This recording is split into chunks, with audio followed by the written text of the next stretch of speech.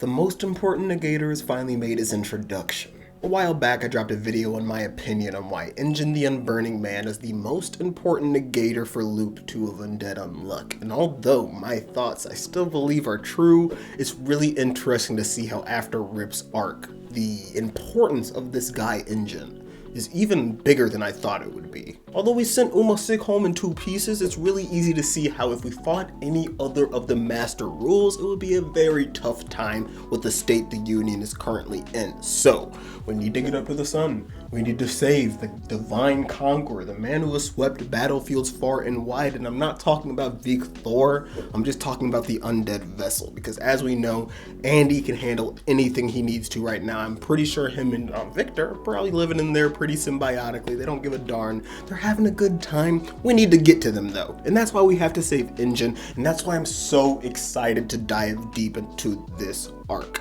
Obviously, my opinions or my theory on what his backstory would be was super incorrect. However, I think it was incorrect, and I think that makes it even more interesting for what could potentially happen during this arc, because I got some theories on what could go down. Could be all wrong though. The first video and the first chapter of this arc, so let's just dive into it.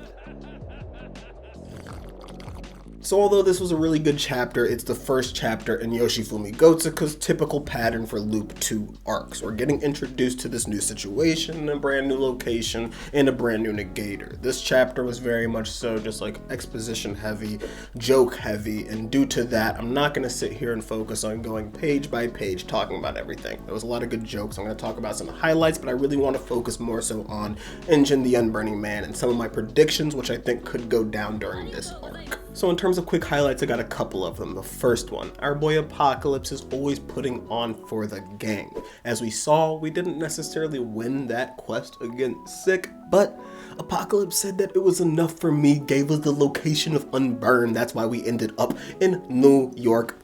Had to put the hat on June 10th, right after the wedding for Rip and Latla, and I just love this introduction of the arc. As I was even talking about whenever Move had pulled that kind of grimy stuff to send Sick away, I was like, it's wild that Apocalypse kind of really gave it to him. He started yelling at the dude for it, because I know Apocalypse, although he doesn't think he fights on our side, he really loves us, and I really love that little book. And another highlight from this chapter, but honestly, just Loop 2 in general, is Nico Vorgel. This dude is flying up my personal character popularity poll. He's always been in the top 5, but he's really arguing with Fang for the #1 spot right now, because him being the rational thinker of the Union, just always confused why Fuko is putting him in these stupid ass situations, just leads to the funniest shit. Not believing, why would you ask for all this junk on your ramen?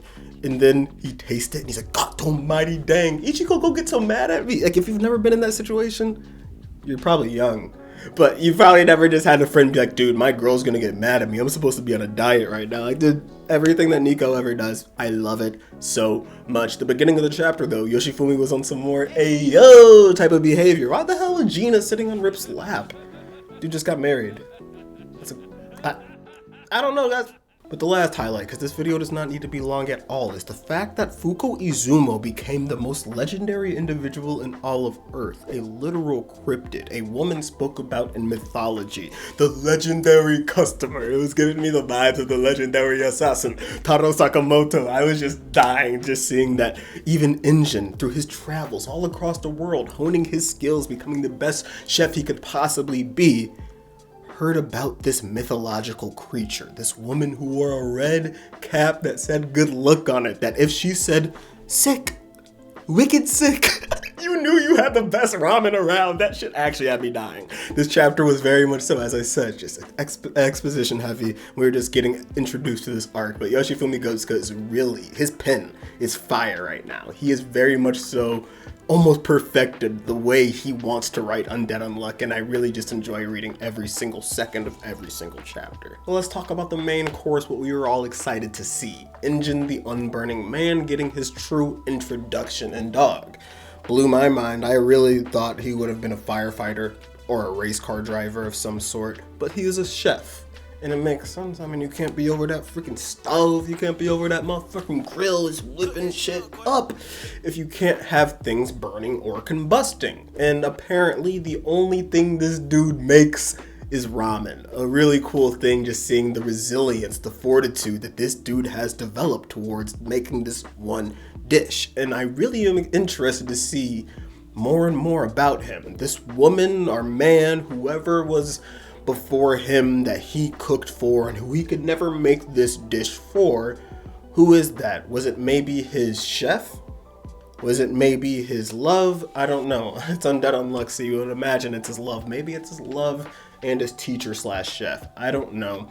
But it's interesting just to get this introduction to him.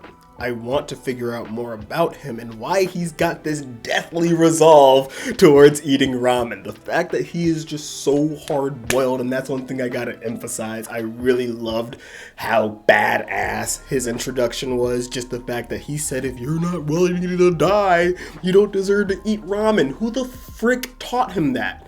How did he end up at that mind state? It doesn't even make sense. Genuinely, it's some Undead Unluck ass shit. He's got the same type of brain that Izumo Fuko has. But the biggest part about this arc, and that's the only thing I really wanted to say in this video, because this was a normal ass chapter, is that, you know, we're going into this cooking contest. Yum, yum, yum, nom, nom, nom. Noodles, will we figure out whenever he gets his negation ability? Obviously, but what's gonna be the trouble?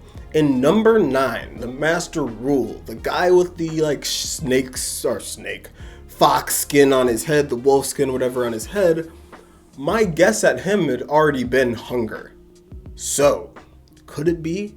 And we already know, realistically, they're going to kind of go back, or come out in a backwards order, a descending order, just due to the fact that Sick was the weakest. They said the weakest are going to continue to come out, so it could be number 9, that being hunger.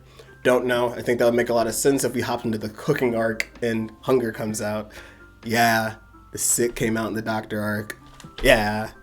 I don't really have much else to say. Yeah. See ya.